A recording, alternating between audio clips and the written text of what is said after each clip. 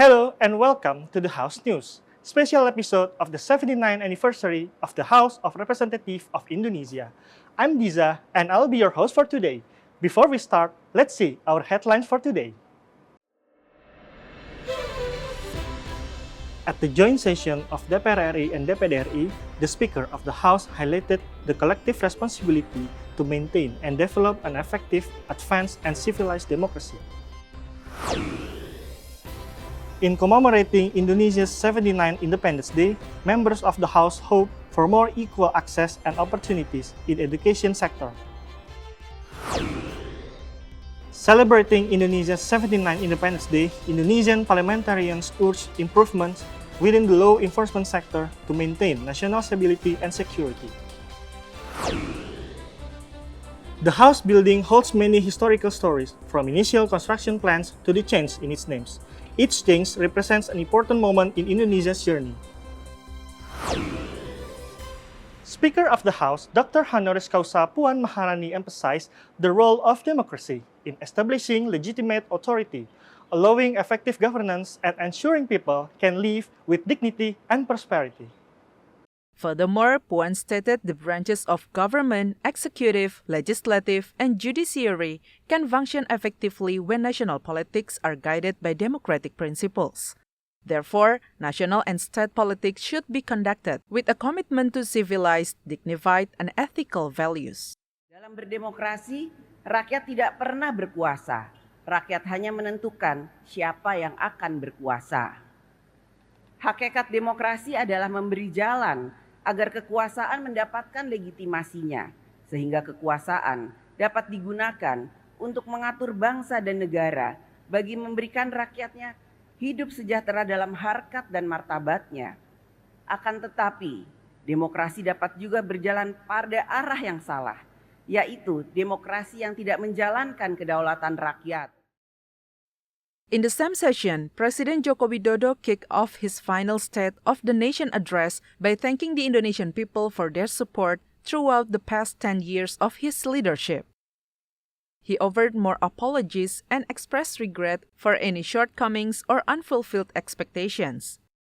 Saya dan Profesor Kiai Haji Ma'ruf Amin mohon maaf untuk setiap hati yang mungkin kecewa, untuk setiap harapan yang mungkin belum bisa terwujud, untuk setiap cita-cita yang mungkin belum bisa tergapai. TVR Parliament Team reports. The House urges equal access to education throughout Indonesia and hopes to make it available to every segment of society. This effort is meant to improve public welfare and drive national economic growth. Member of Commission 10 of the House, Eva Rataba, mentions, under the theme New Nusantara, Advance Indonesia, the government should use the 79th anniversary of Indonesia's independence to improve the education sector, particularly in the frontier, outermost, and least developed regions. Improving and equalizing educational quality through Indonesia will lead to a prosperous and sovereign Indonesia, setting the stage for achieving a golden Indonesia by 2045. Fondasi dasar itu untuk kemajuan suatu bangsa itu ya adalah pendidikan. Jadi memang sekali lagi yang saya sampaikan bahwa pemerintah harus betul-betul hadir di sini. Banyak sektor yang harus kita pulihkan di bangsa ini, tetapi saya titik beratkan selain kebinekaan, pendidikan sebagai dasar untuk menciptakan sumber daya manusia yang maju, yang unggul, yang berkualitas. Meanwhile, Vice Chairperson of Commission 7 of the House, Edi Suparno, highlights the future government faces the challenges of creating numerous jobs and achieving self-sufficiency in food and energy. To achieve energy resilience, government must increase domestic energy production. Current oil production levels have not met the target set in the state budget due to decline in oil lifting. Kita menyediakan energi secara mandiri di negara kita, dan tentu kita akan menggenjot pertumbuhan ekonomi yang selama ini berada di angka 5%, itu akan ditingkatkan secara sangat intensif. TVR Parliament Team reports. The House emphasized the need for a strong legal enforcement system to ensure Indonesia's resilience and unity. This system is important for maintaining national stability and addressing challenges effectively. Member of Commission 3 of the House Yaakobus Jaki Uli points out, Indonesia must ensure unity despite a weak legal enforcement system. With intense focus on law enforcement agencies, integrity is necessary for creating a fair and comprehensive legal foundation as Indonesia prepares for a golden Indonesia by 2045. Segala sesuatu yang kita cita-citakan maju itu, dasar dan basicnya itu adalah dalam hal penegakan hukum. Negara itu ambruk di mana hukumnya sudah nggak benar. Contoh Bangladesh itu kita bisa lihat depan mata kita sendiri. Tentu kita harapkan 2045 untuk Indonesia emas, kita sudah tertata rapi semua sehingga tidak terjadi hal yang tidak kita inginkan. On the other hand, Member of Commission 10 of the House Nuroji states the government's commitment to managing Indonesian culture as a tourism product is key to enhancing its global recognition. Ya, kita kan aset kebudayaan kita kan sangat besar, baik yang intangible maupun yang tangible. Tangible itu tentu museum, ya, situs-situs, itu bisa menarik wisatawan, ya, geopark segala macam. Tapi yang intangible juga seperti seni, ya, kesenian daerah, itu diharap bisa mendorong pariwisata. TVR Parliament Team reports. After the break, we will continue with the recent achievement by the House. Stay tuned for more updates only on House News.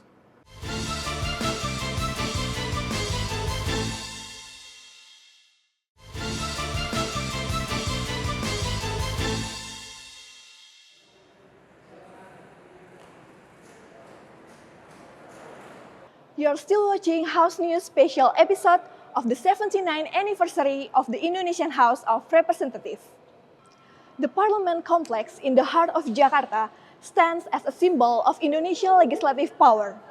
But beyond its impressive structure, there is an interesting story about the names of the buildings and the rooms. The Parliament complex was initially established during Indonesia's first president era. Sukarno planned to build a venue for the Conference of the New Emerging Forces, or CONEFO. However, political turmoil in 1965 stopped the construction. It was later revived by President Suharto, who repurposed the buildings for the parliament. The construction of the building progressed in phases, with each section being completed and handed over to the Secretariat General at different times.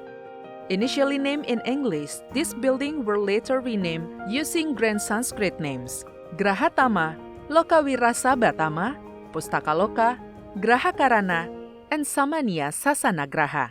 These names were not just labels. They were meant to inspire and reflect the authority and wisdom of the institutions. But in 1998, everything changed. People made petition to change this name to something simpler and more reflective of Indonesia's unity. Thus, the buildings with Sanskrit names were changed. Grahatama became Gedung Nusantara, Lokawirasabatama as Gedung Nusantara I, Ganagraha Gedung Nusantara II, Lokawirasaba Gedung Nusantara III, Pustakaloka Gedung Nusantara IV, Grahakarana Gedung Nusantara V, Samania Sasanagraha as the Secretariat General Building, and Mekanik Graha is the Mechanical Building. Changes also occurred in the room names, which were simplified to just mention meeting rooms or rooms for factions, commissions, and plenary sessions. The journey of Indonesian Parliament began long before the country gained independence. During the colonial days of the Dutch, the indigenous people had a council where their voices could be heard by the Dutch government.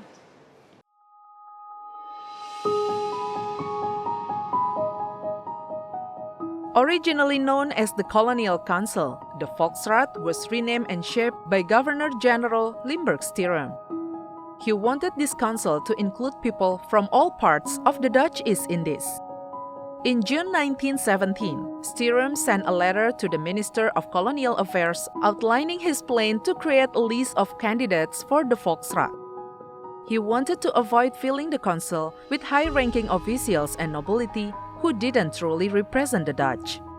The Volksraad officially started its duties on May 18, 1918, with 1 chairperson appointed by the king and 38 members, 15 from the indigenous population and 23 from European and foreign Asian communities. They were chosen through election, provincial representation, and appointments. By 1927, the council grew to 55 members. Many key figures in Indonesia's fight for independence emerged from the Volksraad, including Haji Agus Salim, Abdul Muiz, Sutarjo, M.H. Tamrin, Otto Iskandar Dinata, and others. One of the most significant moments in the council's history was in 1938 when for the first time the Indonesian language was spoken in the Volksraad. M.H. Tamrin's speech marked a crucial moment in the recognition of the Indonesian language on the global stage. The activities of the Volksraad came to an end when Japanese forces invaded the Dutch East Indies in 1942. After Indonesia declared independence, the legislative body was re-established as the Central Indonesian National Committee, or KNIP, on August 29, 1945, with Kasman Singodimedjo as its first chairperson.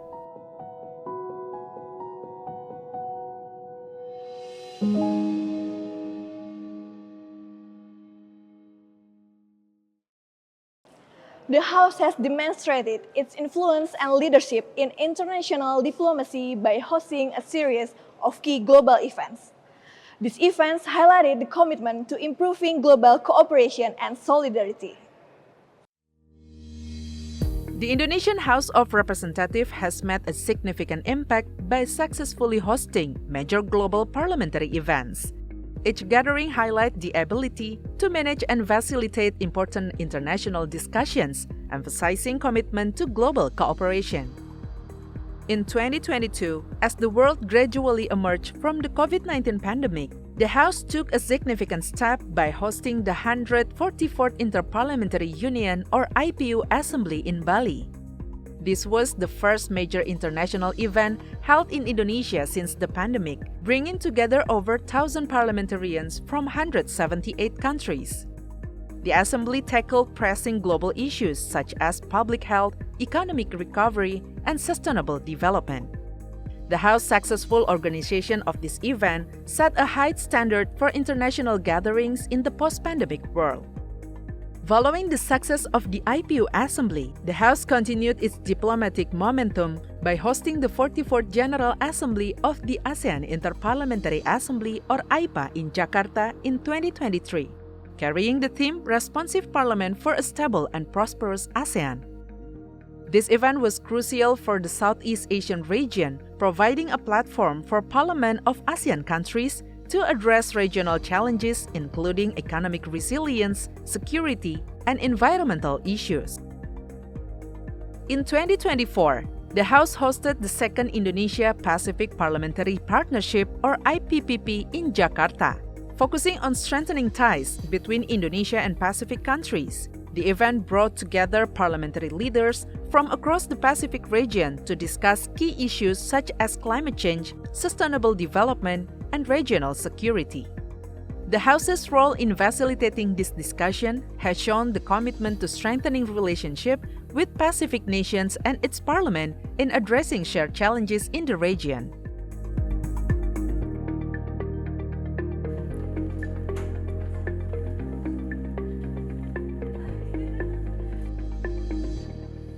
And that's House News for today. I'm Florente. Thank you for tuning in. We'll see you again next time.